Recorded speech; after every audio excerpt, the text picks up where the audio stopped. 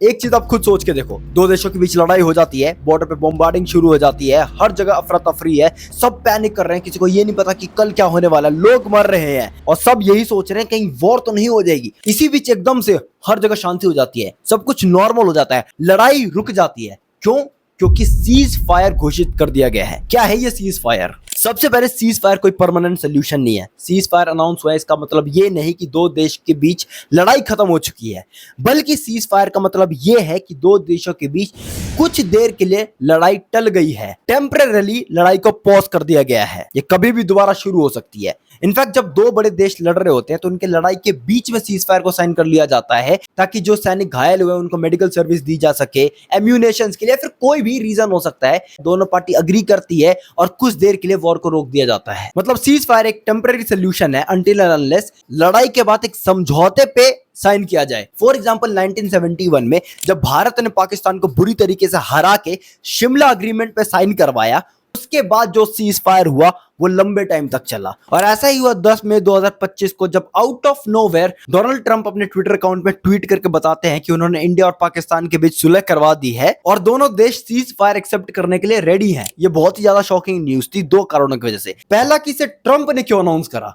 मतलब literally Trump ने इसे पाकिस्तान और इंडियन गवर्नमेंट से पहले अनाउंस कर दिया अपने ट्विटर हैंडल पे। ये तो वही बात हो गई बेगानी शादी में अब्दुल्ला दीवाना। दूसरी शॉकिंग चीज ये थी कि इंडिया का सीज फायर एक्सेप्ट कर लेना। इस लड़ाई में बिना किसी संदेह के इंडिया का अपर हैंड है। ये जानते हुए भी बिना किसी बड़े डिमांड के सीज फायर को एक्सेप्ट कर लेना बहुत लोगों को रास नहीं आई। इनफैक्ट इस फैसले से ज्यादातर लोग दुखी थे। वैसे इसका एक और एंगल बन रहा है क्यों पाकिस्तान ने सीज फायर एक्सेप्ट कर लिया। May be Pakistan nuclear weapon को एक्सप्लोर कर रहा है। इसके पीछे का पूरा बैकग्राउंड समझाता हूं क्यों लोग इसे स्पेक्यूलेट कर रहे हैं।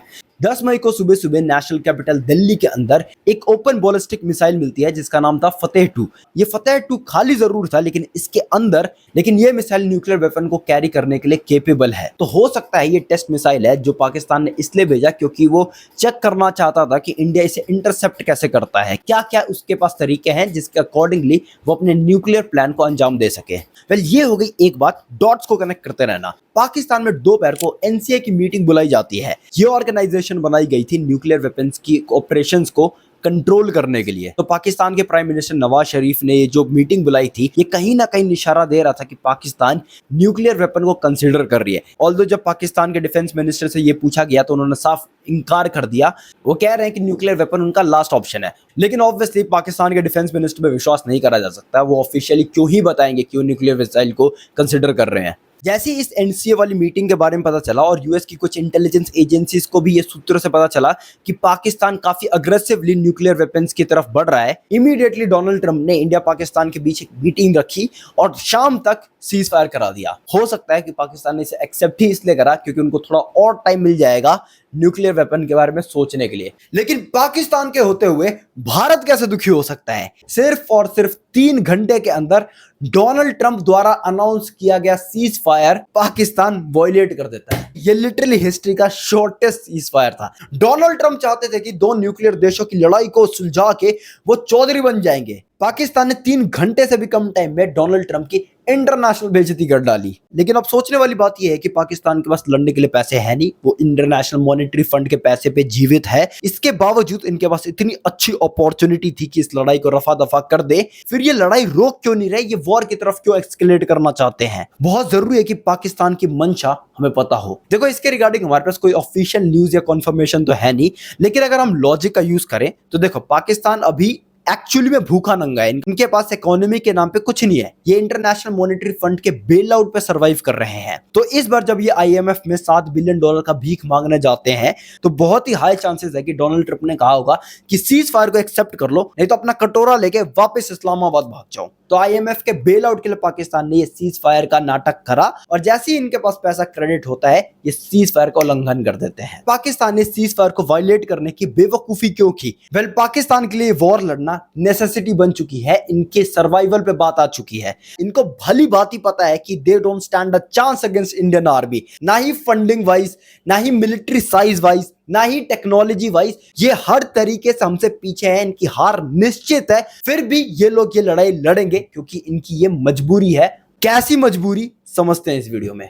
पाकिस्तान का करंट पॉलिटिकल सिनेरियो कुछ ऐसा है। वहां का आर्मी का जनरल आसिम मुनीर है और प्राइम मिनिस्टर शहबाज शरीफ है। अब जनता शहबाज शरीफ को बिल्कुल पसंद नहीं करती। शहबाज शरीफ बस एक पपेट रूलर है, लेकिन जनता जिसे पसंद करती है, जो बहुत ज्यादा पॉपुलर है पाकिस्तानी लोगों के बीच, इमरान खान, वो भी जेल में है। अच्छा जी, ये हो गया एक सिनेरियो। अब क्या हुआ है कि पाकिस्तान में जो आसिम मुनीर है उसके जर्नल का टेन्योर खत्म होने वाला है। वहां 3 साल का जर्नल का टेन्योर होता है, आसिम मुनीर का वो खत्म होने वाला है। अब जैसे ही आसिम मुनीर अपने जर्नल की पोस्ट से हटेगा और इमरान खान बाहर आके इलेक्शन कंटेस्ट करेगा तो ये बात ऑलमोस्ट सर्टेन है कि पाकिस्तान का प्राइम मिनिस्टर इमरान खान बनेगा। और इमरान खान, जैसे कि मैंने पहले ही बताया, एंटी एस्टैब्लिशमेंट है और ये बात आसिम मुनीर अच्छे से जानता है। और इसी चीज को अवॉइड करने के लिए वो अपना टेन्योर बढ़ाना चाहता था। और आर्मी का टेन्योर बढ़ाने के लिए पाकिस्तान के पास हमेशा से एक ही उपाय रहा है कि इंडिया के खिलाफ लड़ाई छेड़ दो। ऐसा करते ही जर्नल का टेन्योर 3 साल तक बढ़ जाता है। डॉट्स को कनेक्ट करो, फिर आपको समझ आएगा कि एकदम से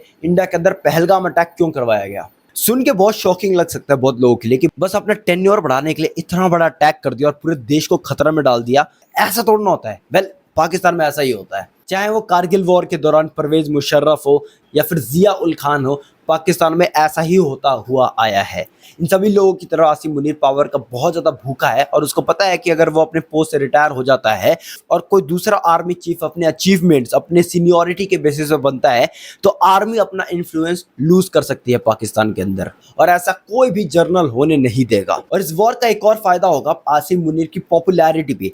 देखो, आसिम मुनीर पाकिस्तान के हिस्ट्री का one of the most unpopular army chief है। तो आसिम मुनीर का इस पूरे अटैक के पीछे, इस पूरी लड़ाई के पीछे इंटेंशन काफी क्लियर है। इंडिया के खिलाफ लड़ाई छेड़ो, बुरी तरीके से मारे जाओ, लेकिन अगर थोड़ा बहुत भी अगर उन्हें चोट पहुंचा दिया, उसको अपने न्यूज मीडिया प्रोपेगेंडा मशीनरी के थ्रू ऐसे फैलाओ जैसे कि विश्व युद्ध ही जीत लिया, जिससे वो अपनी पॉपुलैरिटी गेन कर पाए। ये तो खैर पूरा आसिम मुनीर के इंटेंशन थे इस वॉर के पीछे, लेकिन जो पाकिस्तान के अंदर पॉलिटिकल इंस्टेबिलिटी चल रही है उसके दृष्टिकोण से भी पाकिस्तान के लिए ये वॉर काफी ज्यादा इंपॉर्टेंट है। पाकिस्तान के अंदर अभी मेनली 4 प्रोविंसेस है, पंजाब, बलूचिस्तान, सिंध और खैबर पख्तून। इसमें से पंजाब के अलावा बाकी 3 प्रोविंसेस पाकिस्तान से अलग होना चाहते हैं। मतलब मोटा मोटा Pakistan is equal to Punjab, that's it. इनमें से ऑलरेडी सिंध ने अपनी एक लिबरेशन आर्मी बना ली है, बलूचिस्तान ने लिबरेशन आर्मी बना रखी है, और ये सारी आर्मी पाकिस्तान की आर्मी से लड़ रही है। तो ऐसे टाइम में जब पाकिस्तान के अंदर इतना ज्यादा इंटरनल कॉन्फ्लिक्ट चल रहा है, इन्फ्लेशन ऑफ द चार्ट आ चुका है, लोग सड़क पे आ चुके हैं,